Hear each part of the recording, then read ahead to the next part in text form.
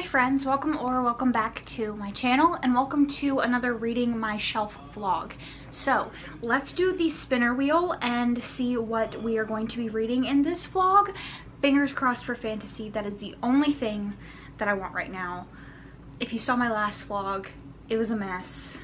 Now I really want to read some fantasy. Okay, so if you didn't watch my last vlog, the options on this spinner wheel are all of my TBR shelf that is over there and my Audible, Scribd, and KU library. So I will pick 5 books from each. If I don't have 5 books in that genre, then I will spin again for X amount of books. So first spin.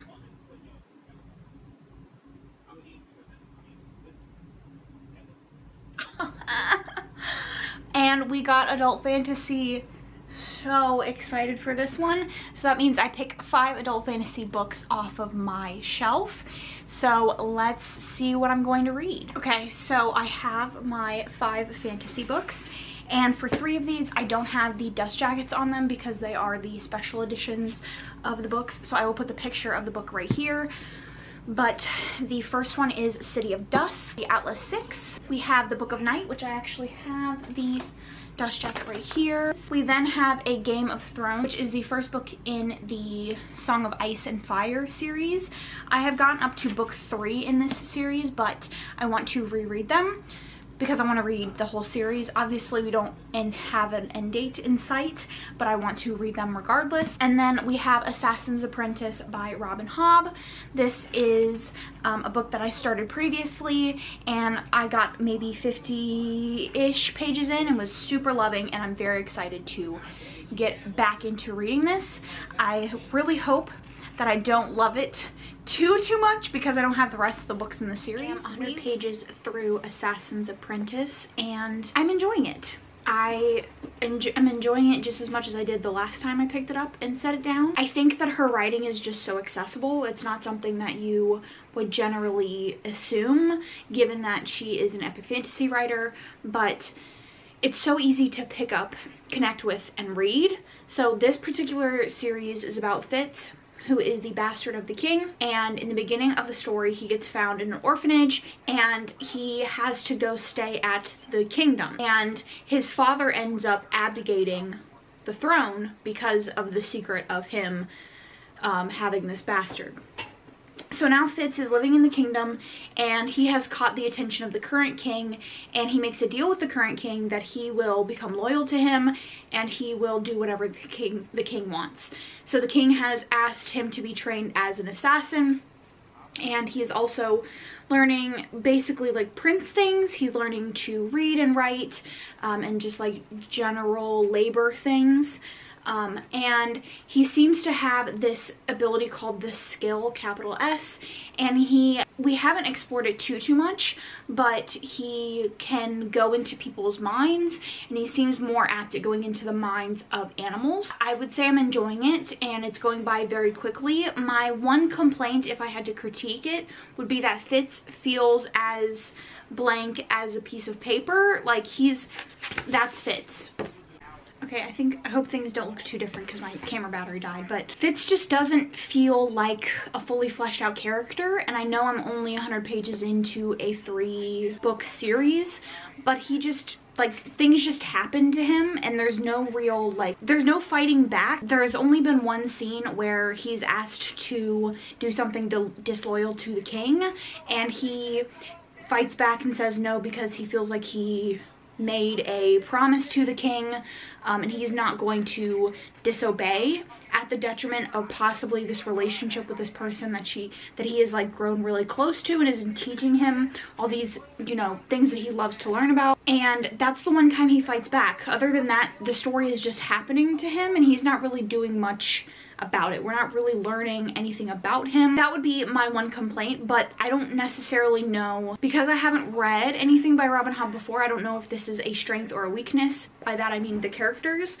So I don't know if that's the intention, if this is a story of just, I know this is about Fitz getting shit on, like that's what I've heard the whole time, is like there's nothing happy happening for him, which I'm fine with. This reminds me a little bit of this meme, which is like 100% accurate. I'm like this 1000%, but this is what it reminds me of. He's doing nothing, but I just want him to have good things, even though his character is not someone that I can grasp onto and really like. There's no real defining features, so that's kind of where I'm at with it. I have a little bit left. I have about 100 pages left till I'm halfway, but that is where we are at. So I am officially halfway through Assassin's Apprentice, and I'm feeling the same way about it that I was before, with the caveat that not so much the plot, the world is getting way more interesting. Fitz is sent on this expedition to find out if one of the, I don't know what exactly you would call them, eldermen or something along those lines,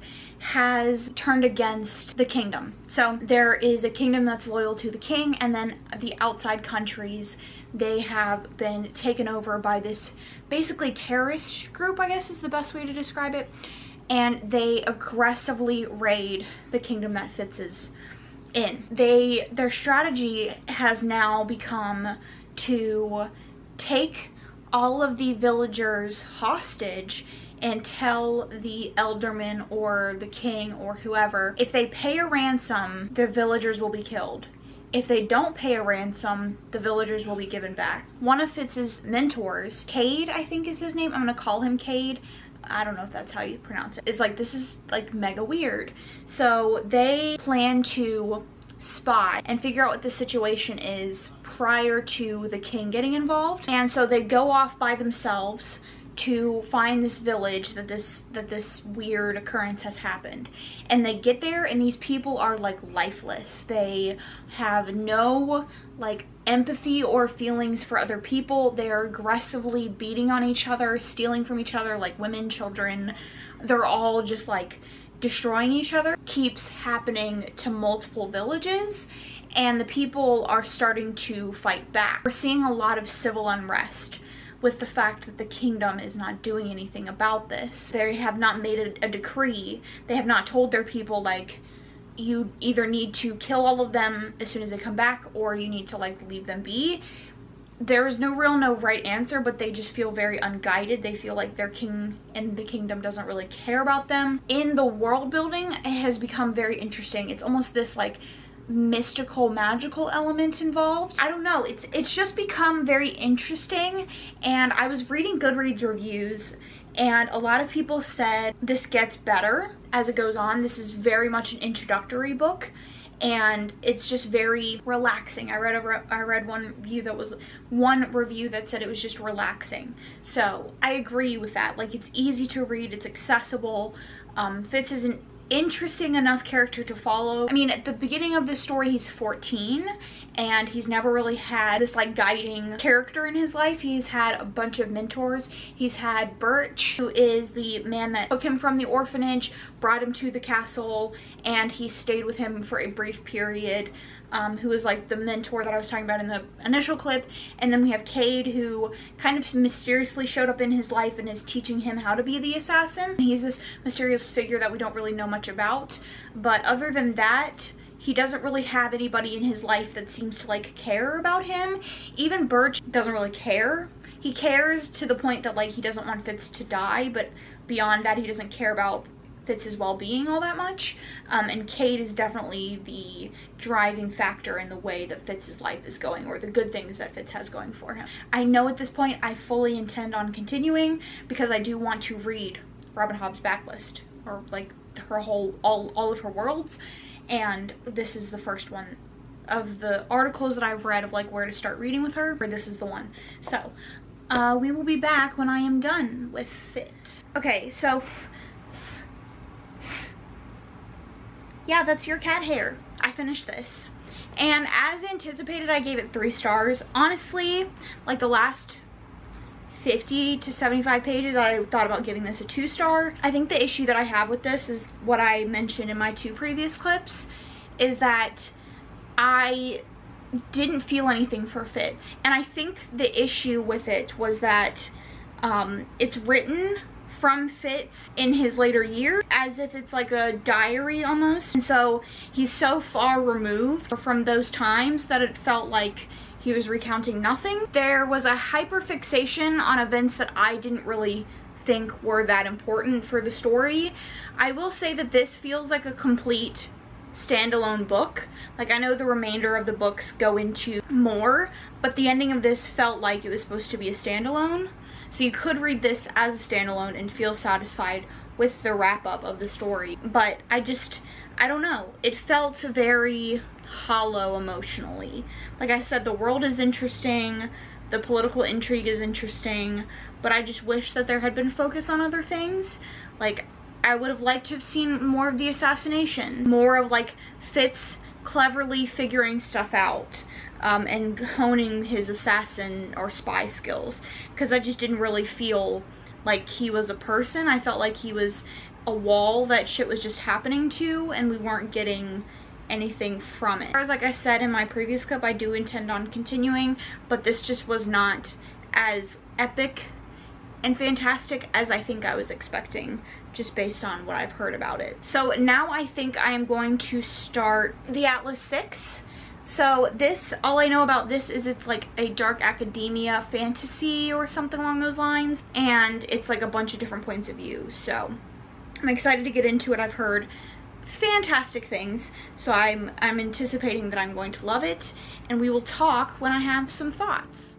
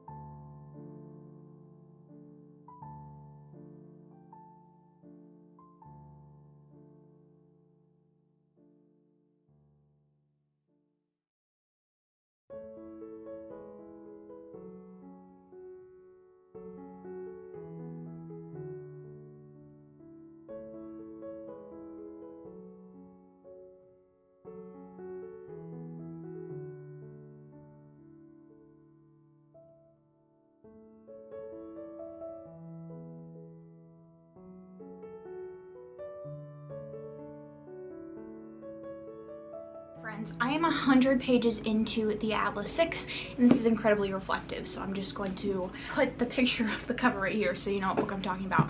But this is incredibly interesting so far. I will say the writing is very flowery, so it is taking me a little bit longer to read it than it would generally take me to read. And we have been introduced to our 6 points of view, and the first portion of the book, I would say the first 25 pages, it is focused on introducing the characters and bringing them into this society. So we are introduced to this Alexandrian society, the Alexandrian Library, and the 6 candidates who are going to fight to get a place in the society. Place in the society can get you, you know, like positions of power, things like that, or you can work in the archive yourself. So we are introduced to 6 characters. There is Tristan, who in the beginning of the story seems to be like this very nerdy guy who came from a father who was, they're called medians, who was a median ran like a crime syndicate. Tristan has always wanted to get out of the crime syndicate, so he starts dating this girl who is the daughter of a wealthy politician, starts working at the company that her father owns, and has aspirations to work up and eventually take over the company by basically working really hard and marrying this girl, and he can see through illusion. We have Parisa, who is a telepath, and she is very good at using the powers and the tools that she has to manipulate things her way. She is considered a beautiful woman. She doesn't have any issues using that to get what she wants. We have Nico and Libby, and I'm pairing them together because they have pretty much the same power, but they're also very tied together. So Nico is from a rich family, and him and Libby met at a private like college for other medians, and they both have the ability to manipulate molecules in different ways. Are constantly pitted against each other because their powers are so similar, but they don't really like each other. You're gonna end up in like a hate to love relationship situation, but there's a lot of intense bickering between the two of them, and they're constantly fighting to prove that they're better than the other person. Libby, I think, is also from an affluent family, but she doesn't seem to work. She doesn't seem to have the personality of someone like that. She's intensely anxious all the time, and everybody around her notices that she has these like anxious fidgeting, and she's constantly trying to prove herself. So then we have Rena, who we have gotten the least about thus far, and she is a naturalist, but she's like intense. She's incredibly strong, and she views it as a burden because all of her energy gets sapped by the plants, so she doesn't view it as they're helping her, but they're hurting her. So she seems to be the most resistant, but there is something at this Alexandrian society that has convinced her that she wants to join. And then we have Kellum, who is an empath, so it's like really strong powers of persuasion. It translates usually in like powerful politicians and things like that. People that men don't tend to use empathy in like a nurturing way, and when it is seen in women, it is manipulated in the nurturing way. So it's very like gendered, I guess is the best way to describe it. Based on how your magic shows itself is how it's nurtured. So it's either nurtured for good or to be manipulative. And he is very removed. He's very much the type of character that was raised in wealth and privilege, and he has this like mentality of, if I don't want to be here, I'm not going to be here. Like the minute this isn't like fun for me anymore, I'm going to leave. And I'm sure there are some underlying motivations there that we haven't seen thus far. So they each have their different motivations, and they all seem to be pretty complex characters. I am enjoying the fact that we are getting multiple points of view. We're consistently spending time with the majority of them. Like I said, probably the one we've spent the least amount of time with is Rena, and I'm interested to see how we go forward with her, because up to this point she's been very mysterious, but I have a feeling she might be way more powerful than we're being led to believe. But that's kind of the vibe you're getting with all of them. We haven't really seen the extent of their powers. Like I said, the writing is way more flowery than like the Robin Hobb was, or even like the Game of Thrones is going to be, or I can imagine Book of Night's going to be. I'm not quite sure what City of Dusk is going to be because I haven't read that author before, but it's only 373 pages, and honestly I want to savor this. So I am reading this slowly. I'm reading it when I want to. I'm really engaging with it. I'm like trying not to let myself be distracted, but I'm definitely intrigued by the story, and I'm enjoying the dynamics that we've gotten thus far. So I'll probably update you at the halfway mark, and we'll see how I feel then. I am 200 pages into the Atlas 6, and man, did I not want to stop to update you. There have been a lot of new developments in the plot so far, in the society. So the Alexandrian society has been mysterious from the beginning. We haven't really gotten the most answers about what the people are there for, like what they're gonna do, what the society does for people. And so Parisa, who is the telepath, has gotten something out of Dalton, who was a previous initiate that now works with Atlas, who is the caretaker, and who trains them. She has had a romantic or sexual relationship with him, and she's gotten some answers from him that he seemed reluctant to give, but kind of also wanted to give to her because he has feelings for her. He doesn't want anything bad to happen to her. So I'm gonna get into spoiler territories, because even though we're only the 50% mark, I feel like if you don't want to know anything going in. So what they were told in the beginning when they signed on was 6 people go in, 5 people come out as part of the society, and all of the members kind of presumed that that meant that one person was just going to leave, but we're finding out that that might not necessarily be true, that the initiate that is not going to be a member is actually going to be killed because they can't have this important information out there for just like everyday people or whatever. So we have our initiates taking classes, learning things. So they're all exploring these different avenues themselves, but we don't really know the end goal. Like, what is their initiation process going to be? What is the test? Who's going to get in? Why are they going to get in? Is it because they need to provide something to the society? They need to prove their worth? Like, what is it? We don't really know. And so we're kind of just meandering along, but we're meandering in a pretty interesting way. So there's definitely the elitism that comes with dark academia, the elitism that comes with higher education, and especially education like this or a society like this. And there is another society called the Forum, who seems to be about free education, essentially. They believe that what the Alexandrian society is doing is not right. They think that there should be a democracy and that nobody should have to have a lot of money to access this information. It should be something that everybody can access. But we don't really know what all is entailed with that, and all of the characters kind of have their own thoughts about that. So we saw this scene where Rena, who is the naturalist, gets approached by someone from the Forum who says, you know, do you really think that this information should be hidden? This is elitism. And Rena's like, I don't really care about that. Like, it fits my own purposes that I have the privilege of being here, and I don't really care to like make it any better. And so they all are these characters that aren't necessarily the most likable, as you can expect. And it's just a very interesting dynamic. Parisa is an interesting character. I think she's probably my favorite so far, just because I feel like we've explored her a little bit more than we have maybe the other characters.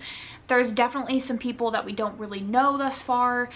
We don't really know what's going on with Dalton. We just know that he killed the initiate from his time, from his class, and there seems to be like some sketchy stuff going on there, but we don't know what or why or anything like that. So it's becoming a lot more interesting. It's just like this big mystery that we're working to figure out, because we don't really know anything, and our characters themselves remain mysteries. So I'm thoroughly enjoying my time. It's fascinating, and I'm extremely excited to see where this author takes the series, what the society is going to end up being, what these characters are going to end up being. I'm interested for sure, and I think she's done a fantastic job of setting up the world and what all can be done. So I am going to update you at the end. If I had to guess, I can't anticipate this being anything less than a 4-star. This is like fascinating, just so good, so well done. So we will talk again then. So last night I finished the Atlas 6, and this was wild. I ended up giving it 5 stars. I just enjoyed the hell out of it. I can see, like, I was going, after I was done reading it, I went and read some Goodreads reviews, and I can see why people wouldn't like it. I can see why people would DNF it. The writing is just so lyrical. If you are not a fan of like Aaron Morgenstern and things like that, you will not like this writing, but I ate it up. It was so pretentious, and it just felt like exactly what a dark academia book should be, full of interesting and complex characters, and the twist at the end was interesting. So that's the word of the day for this book, is interesting. I'm just very excited to see where the series goes. I mean, the ending just hyped me up for the rest of the series. So I think it comes out in October. Characters, I would say, are definitely the strongest point of this. There is definitely work that could be done with the world and the magic system and all that, more explanation done there. But I think the driving force, or the main focus, was definitely the characters. They all felt very real, believable, unrealistic enough to fit into like the dark academia aesthetic, while also being mysterious enough that you are interested in them and what their motivations are. So I'm very excited to read the second book. I gave it 5 stars. It might bump down to a 4 at some point, but at this point it is 5 all the way. Loved it so much. So now I'm going to start the Book of Night because I need a break from this type of writing, and I don't know what the writer, what City of Dusk is going to be like. So I'm going to start Book of Night. I've heard that this book is incredibly disappointing, which is very sad to me because the Vogue of the Air series is one of my favorites of all time, especially YA, one of my favorite YA series of all time. So I'm very excited for that. But I've heard this is a disappointing book from her. So we'll see how it goes. I'll update you at the 25% mark.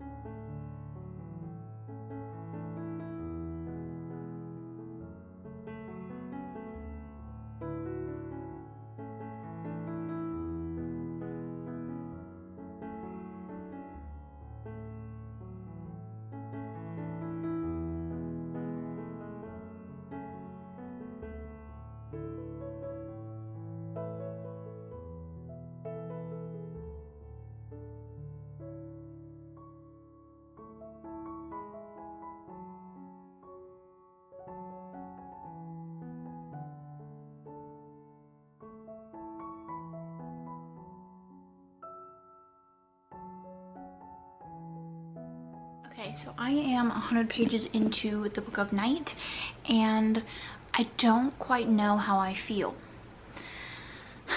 So while this has all the best parts of a Holly Black book, the compelling characters, the interesting world, the really accessible writing, what it's missing is direction. So we are following this girl named Charlie who is like a reformed thief. She was trained at a young age by her stepfather, I guess you could call him, to steal things, to use magic, to use tricks, petty theft, things like that. In the current day, she is working a bunch of odd jobs, and she has a boyfriend, and she's living with her younger sister, and she is kind of teetering on the edge of this previous like thief life that she used to live. And when a girl that she used to know comes to her and says, I need your help finding my boyfriend, he disappeared and I don't know like where he is. She sends him a text that basically is like, I'm interested in buying something, and then they get around to the fact that she will pay him to move something of his to get the drug that she's looking for, or like saying that she's looking to buy. And it's really unclear how she knows that he is moving this really like big, rare, expensive item for this like criminal boss that she had a previous experience with when she was younger. But she suddenly just deduces that he has access to this really rare book that is supposed to teach people how to awaken their powers. So in this world, people have shadows, and the shadows are able to do things, and only certain people can manipulate their shadows. Like, it's called quickening or awakening your shadow. And some people are naturally born with it, some people come into it, you get it from traumas. Everybody wants to find out how to quicken their shadow. And this book is said to find out or said to teach you how to do that, and it's in pieces, and she knows that through conversations that she overhears at the bar that she is currently working at. She overhears that a criminal underboss named Salt has pieces of the pages. At the point that I'm at, I don't really know what the end goal is, because she's suddenly entrenched in this like investigation for this book for her own personal reasons. There's like weird things going on with her sister and her boyfriend. Her boyfriend seems to be keeping a lot of secrets from her.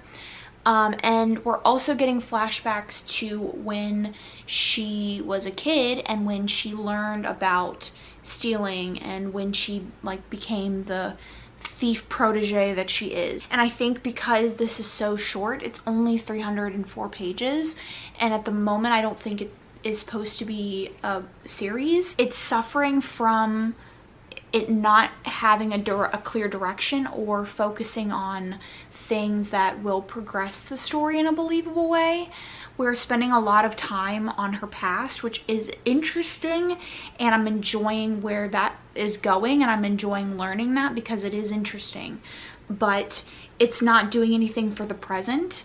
And I think another issue that I'm having is I can only speak to The Cruel Prince because that's the only thing from Holly Black that I've read before, but something that I loved about the Folk of the Air trilogy was that Jude was such a well-developed, fleshed out character who had her own motivations, and they were very clear, and she was incredibly clever in the way that she manipulated people. She was wise beyond her years, but in other ways she was very human in a land of fairies, and she was also very much her own age. And I think the issue that I have with this is that we're being told, even from Salt himself, that Charlie was this renowned thief that everybody knew about, that everybody knew could get any item that you wanted, and she was very clever, but we're not really seeing that play out in any strong way. We've had one kind of tense encounter with someone who we think possibly is working for Salt and is on to her trying to look for the book. We don't, like, the interaction was not handled in a way that I feel like if she was as renowned as everybody says she is, it really would have been handled. And it wasn't very cleverly done. Like, she ended up having to get saved by her ex-boyfriend. And so all of these traits of like this badass thief or like this very clever woman who can trick anybody and get anything she wants, I'm just not really getting that vibe. And I'm hoping that like she's just rusty or whatever, and like we'll get to that point where like she's back to the badass thief that they're saying that she is. I wouldn't say that I'm necessarily disappointed because I didn't have many expectations for The Cruel Prince when I went in. I just knew that it was a popular fantasy. Everybody raved about the romance, and when I went in, I didn't get the romance that I was expecting, but I got a story way better than I could have ever anticipated. But I knew going into this one that it was not loved by a lot of people, so I don't really have too many expectations.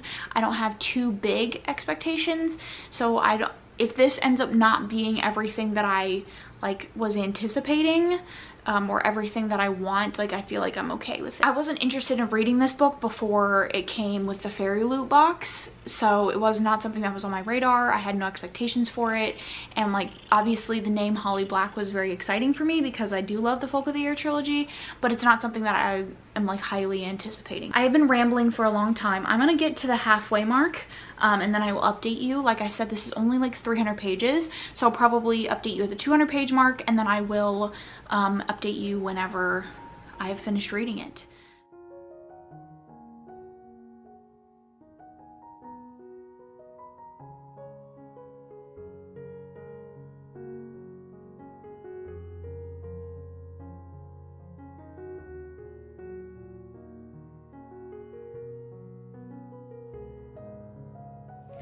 So last night I finished the Book of Night, and I ended up giving this 2 stars. I think that if this book had had any less in it, it would have had blank pages. It was so meaningless and underdeveloped and weirdly explored, and like the mystery element was so nonsensical. Everything came together by convenience. The world was not well done at all. Like the magic system didn't make any sense. It just was not done well. The only thing it had going for it was the writing was like really accessible. If you are familiar with Holly Black's writing in The Cruel Prince, how easy it is, how consumable it is, it has that kind of writing. But it was just pointless other than that. Like, I didn't get anything from the story. I know I'm more confused at the end of the book than I was going into the book. I said that I was gonna go into Book of Night with no expectations, and somehow I was still disappointed because the first little bit was good-ish, good enough, and then about 200 pages in I realized that 200 pages is the mark of nothingness that I will read before I expect a story to actually give me something, and it just gave me nothing. So I'm now going to start City of Dusk, 540-ish pages. So I will update you whenever I'm like 100 pages in so I can give you my thoughts.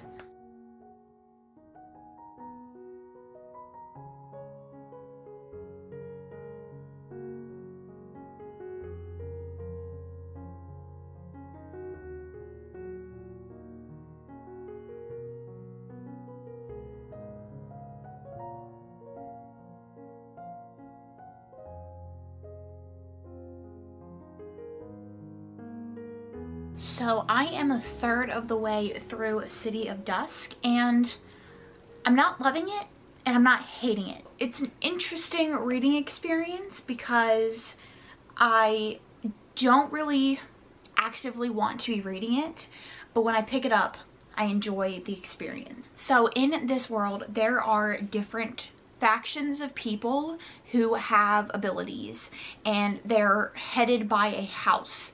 And the main characters of the story are the heirs to the house, and the heirs stand to gain the throne because the current king doesn't have a child. So you are following Tay, we're gonna call her Tay, but this is her name, and Dante, who are the shadow heirs. Tay is the spare, so she has kind of been able to do whatever she wants. She just has to follow like society's rules to make a good name for her family, but she doesn't really have any expectations on her. And she has shadow magic, and she has a familiar that is a shadow, so she can manipulate shadows.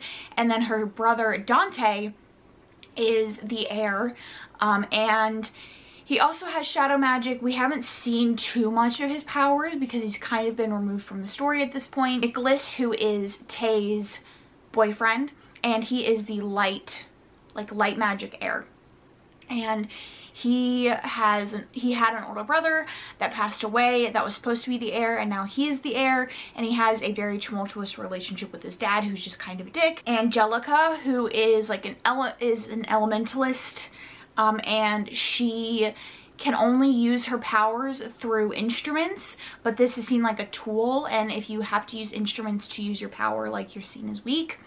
And she has kind of an antagonistic relationship with Tay, who's like the leader of their like friend group. And then we have Risha, who is like, her power is death, I guess. It's called necromancy, but they don't really use their power to raise the dead. And then the last one we have is Julian, who is not an heir, but he is part of like the city's militia, and he has become part of a task force who is responsible for investigating this group of conjurers or something like that, who are raising the dead and just like causing mayhem throughout the city.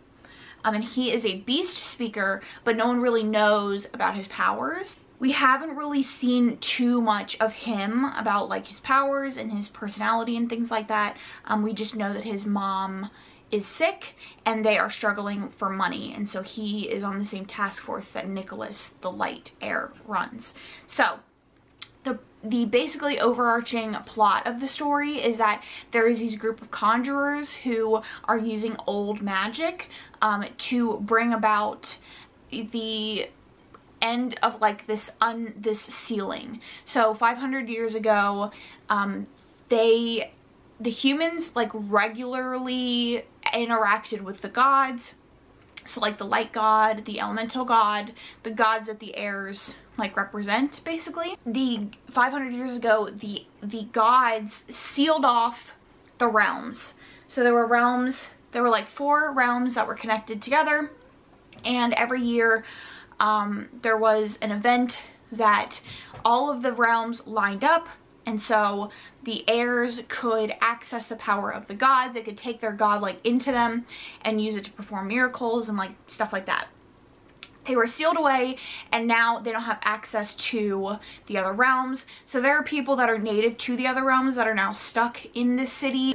World around them is dying. Their crops are dying, their lakes are drying up, and these spirits start coming back to life, and they're very aggressive. In the beginning of the story, Tay finds out that her brother Dante is trying to figure out what the conjurers are doing and trying to replicate their magic to end the sealing, or to stop the sealing, open the realms back up and give them back their god's light, because, or their god's power, because they know that if the realms keep being sealed off, then their world is eventually going to die. The heirs have to come together to perform a ritual on the one night a week, or the one night every 10 years that the realms are like lined up. So like I said, I'm not loving it, but I'm not hating it, and I'm enjoying it when I pick it up, but I just don't really have any desire to pick it up. It's not particularly riveting. There's not a whole lot going on with the plot. It's mostly set up for all of these characters, and this is kind of the issue that I think that's the issue that I'm having thus far, is that this is spending, I'm 200 pages in, 200 pages setting up the world, setting up the character dynamics for 6 people, and it's not really resolving itself in any enjoyable way. Like, it's not as if the character dynamics are particularly interesting, and the characters themselves aren't particularly interesting. I wish the plot would pick up.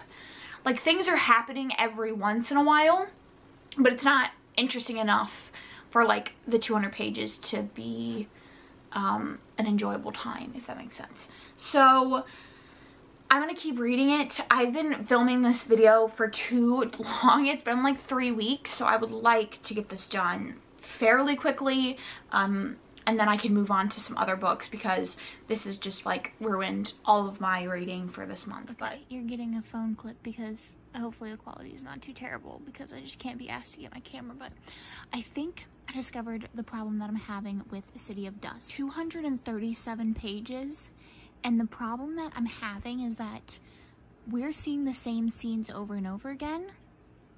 So like the 2 or 3 of the members, like of the heirs, will go somewhere, do something, participate in something, and then 2 or 3 of the other heirs will then go to that place and interact with that thing, that place, and like have conversations about it, and it's fucking boring. Like, I'm not having a good time, and like I was hoping that it would pick up and that it would get interesting, but it's just like not, and I just don't know what to do, because like I know that if I had been reading a library book, I would have DNF'd it, but because I own this, I'm hesitant to DNF it, and I don't know if I should just DNF it for now and pick up the audiobook for my library and just wait for the hold to come through and try to get it another time.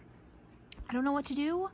I think I'm gonna give it until like, I'm gonna try to give it to 300, and if it's not picked up at 300, I'm definitely DNFing. I might wait until 250. Hi friends, it has been maybe 5 minutes since I updated you last, and I decided to DNF City of Dusk. Not great, but I'm going to reserve the audiobook for my library, because I did get a decent chunk of the way through. I would like to keep it on my shelves. I would like to finish the story eventually when it comes off of hold, but I think I'm just not, it's just not going to do it for me physically, I think. So that leaves the last book being Game of Thrones, and this is an 800-page book, and honestly, I've been reading fantasy for like 2 weeks now. I don't really want to read this right now, so I think I'm gonna put it back on my shelf. Next time I spin and get the fantasy genre, I am going to add this to that TBR because I just can't with this right now. So I think I'm going to gladly go back to some romance, and that means that this is it for this vlog. I know it was a super long one. I hope you enjoyed it. If you did enjoy it and you want to leave me your thoughts down in the comments below, I would love to hear them. If you don't have anything to say, leave some sort of dagger emoji, and I will catch you guys in my next one. Thanks so much for watching the entire thing and making it all the way to the end.